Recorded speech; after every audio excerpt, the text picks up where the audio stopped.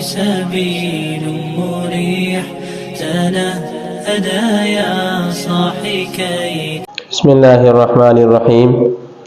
آسان درس قرآن کی ترتیب چل رہی تھی. آگے فرمایا وَلَقَدْ جَاءَكُم مُوسَىٰ بِالْبَيِّنَاتِ، اور آ چکا تمہارے پاس موسیٰ علیہ السلام صریح معجزے لے کر کے، واضح دلائل لے کر کے آیا. جیسے کہ یعنی عصا موسیٰ، حضرت موسیٰ علیہ السلام کی لاٹھی اس کو پھینکتے تھے وہ سانپ ہو جاتی تھی. ید بیضا، ہاتھ یوں بغل میں رکھتے تھے وہ سفید روشن ہو کے نکلتا تھا. اور اسی طرح جب دریا پر آپ نے لاٹھی ماری تو اس میں سے 12 راستے بن گئے. تو یہ سارے معجزات حضرت موسیٰ علیہ السلام لے کر آئے. ثم اتخذتم العجل من بعده وانتم ظالمون. اللہ تبارک و تعالی ارشاد فرمایا کہ پھر کیا ہوا کہ تم لوگوں نے اے بنی اسرائیل تم نے بچڑے کی عبادت شروع کر دی، اس کو تم نے اپنا معبود بنا لیا اور تم ظالم ہو گئے. حالانکہ تمہارے بیچ درجہ نبوت پر حضرت موسیٰ علیہ السلام قائم تھے، موجود تھے، اور آپ نے ان کی بات کو چھوڑ کر کے ان کی تعلیمات کو پس پشت ڈال دیا اور تم نے جو ہے بچڑے کی عبادت شروع کر دی. اور آج تم کہتے ہو کہ ہم جو ہے یعنی ختم نبوت اور آخری پیغمبر جو ہے حضرت محمد مصطفیٰ صلی اللہ علیہ وسلم، وہ ان کو کیوں دی گئی یہ نعمت اور وہ نبی کیوں بنے، جبکہ تم اپنے نبی کا بھی انکار کر کے آئے ہو، تم نے اس کو بھی نہیں مانا. آج تم شریعت موسوی کی بات کرتے ہو کہ ہماری شریعت اور ہم میں سے بنی اسرائیل میں سے خاتم النبیین پیغمبر کیوں نہیں آیا. اور اس وقت تو تمہارا یہ حال تھا کہ تم نے اپنے نبی کی ایک نہیں سنی. لہذا قرآن مجید نے کہا وَأَنْتُمْ ظَالِمُونَ، اے بنی اسرائیل تم ظالم ہو، تمہارے آبا اجداد وہ بھی ظالم تھے. آری بات سمجھ میں؟ آگے ان کی ایک عادت بیان کی گئی اور بنی اسرائیل کا، یہودیوں کا دغلا پن بیان کیا گیا کہ تم کس طرح کے دغلا پن ہو، تمہارے اندر دو رنگی ہے، کس طرح تم جو ہے ایک جگہ پہ تم ایک بات کرتے ہو پھر اسی وقت تم دوسری بات بھی کرتے ہو. فرمایا آگے وَإِذْ أَخَذْنَا مِيثَاقَكُمْ وَرَفَعْنَا فَوْقَكُمُ الطُّورَ، یاد کرو جب ہم نے لیا اقرار، وعدہ، میثاق، عہد، پیمان تم سے لیا کہ تم ایمان لاتے ہو یا نہیں. وَرَفَعْنَا فَوْقَكُمُ الطُّورَ، اور ہم نے تمہارے اوپر طور کو، پہاڑ کو یہ معلق کیا، اوپر لٹکا کے رکھا.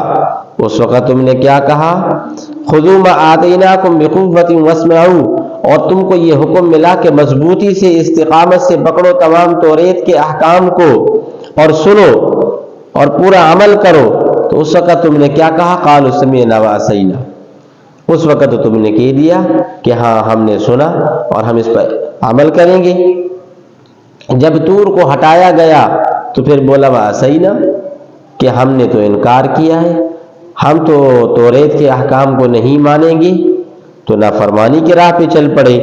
تو فرمایا اُشْرِبُوا فِي قُلُوبِهِمُ الْعِجْلَ بِكُفْرِهِمْ، کہ ان کے دلوں میں اسی بچڑے کی محبت کو گھونٹ گھونٹ کر ان کو پلایا گیا ہے، ان کے کفر کی نحوست کی وجہ سے، کہ جب انہوں نے کفر کو اپنایا تو کفر کی وجہ سے ان کے دلوں کے اندر زنگ پڑ گیا، دلیں ان کی جو ہیں وہ سیاہ بن گئی، ضدیت اور ہٹ دھرمی کوٹ کوٹ کے بھری ہوئی تھی، جس کی وجہ سے وہ اس وقت تو انہوں نے کہا کہ ہم نے مانا اور بعد میں انکار کر دیا. فرمایا آگے قُلْ بِئْسَ مَا يَأْمُرُكُمْ بِهِ إِيمَانُكُمْ إِن كُنتُم مُؤْمِنِينَ، کہہ دیجئے اے محمد کریم صلی اللہ علیہ وسلم کیا تمہارا ایمان تمہیں بری باتوں کا حکم کرتا ہے؟ ان کنتم مؤمنین، اگر تم ایمان والے ہو تو تم اس طرح کی باتیں کیسے کر سکتے ہو؟ اور آگے فرمایا قُلْ إِن كَانَتْ لَكُمُ الدَّارُ الْآخِرَةُ عِندَ اللَّهِ خَالِصَةً مِّن دُونِ النَّاسِ فَتَمَنَّوُا الْمَوْتَ إِن كُنتُمْ صَادِقِينَ، کہہ دیجئے اے محمد کریم صلی اللہ علیہ وسلم کہ اگر جس طرح کہ تم دعویٰ کرتے ہو وہ یوں اس طرح کہتے تھے کہ نحن ابناء اللہ و احباؤہ، کہ ہم تو اللہ کے پیارے ہیں، اللہ کے بیٹے ہیں، اور جنت تو صرف ہمارے لیے بنائی گئی ہے اور ہمارے علاوہ جنت میں کوئی اور داخل نہیں ہوگا۔ تو فرمایا کہ تم ان کو ایک چیلنج کرو کہ اگر تم کہتے ہو کہ دار آخرت صرف تمہارے لیے ہے، لوگوں کو نہیں ملے گا، جنت اور بہشتی صرف تم ہو، جنتی صرف تم ہو، تو پھر ایک دعویٰ کر کے دکھاؤ، فَتَمَنَّوُا الْمَوْتَ إِن كُنتُمْ صَادِقِينَ، کہ پھر یہ تمنا کرو موت کی کہ اگر تم سچے ہو، کہ ابھی تم کہو کہ یا اللہ جب ہم ہی بہشتی ہیں، ہم ہی جنتی ہیں، تو ہمیں موت آ جائے۔ تو فرمایا کہ کسی بھی ایک یہودی نے، ایک بنی اسرائیل نے، کسی نے بھی موت کی تمنا نہیں کی۔ اگر کوئی دعویٰ کرتا تو فوری طور پر اس کے اوپر موت آ جاتی۔ حالانکہ حدیث پاک سے معلوم ہے کہ موت مومن کے لیے تو تحفہ ہے، موت جو ہے اللہ سے ملنے کا ہی ایک پل ہے، مومن کے لیے موت ایک تحفہ ہے، لیکن کافر کے لیے تو نہیں ہے۔ تو وہ کیسے اس طرح کی تمنا کر سکتے تھے؟ ہرگز نہیں کر سکتے تھے۔ باقی مسلمان کے لیے موت کی تمنا کرنا تندرستی اور صحت کے عالم میں نہیں کرنی چاہیے، یا اگر مریض بھی ہے، بیمار بھی ہے، تو بیماری اور مرض کی تکلیف کی وجہ سے بھی موت کی تمنا نہیں کر سکتا ہے۔ ہاں کچھ ایسی وجوہات ہیں، کچھ ایسی صورتیں ہیں کہ وہاں موت کی تمنا کر سکتا ہے۔ مثال کے طور پر ماحول اور معاشرہ اس قسم کا ہو گیا ہے کہ ہر جگہ فتنہ ہی فتنہ ہے، فتنہ ہی فتنہ ہے، کہ ایمان کے چلے جانے کا خوف آ چکا ہے، تو فتنے سے بچنے کی خاطر موت کی تمنا کرنا جائز ہے۔ اور دوسری وجہ تقصیر عمل کی وجہ سے، کہ عمل بالکل نہیں ہوتے ہیں، تو پھر بھی انسان موت کی تمنا کر سکتا ہے۔ اور تیسرا غلبہ حال کی بنیاد پر، کہ حال کا غلبہ ہو جائے، جس طرح کہ اولیاء کرام، اللہ والے، بزرگان دین، کہ انہوں نے کبھی موت کی تمنا ظاہر کی، وہ اللہ کی محبت کی وجہ سے انہوں نے موت کی تمنا ظاہر کی۔ تو ان صورتوں کے علاوہ باقی موت کی تمنا نہیں کی جا سکتی ہے۔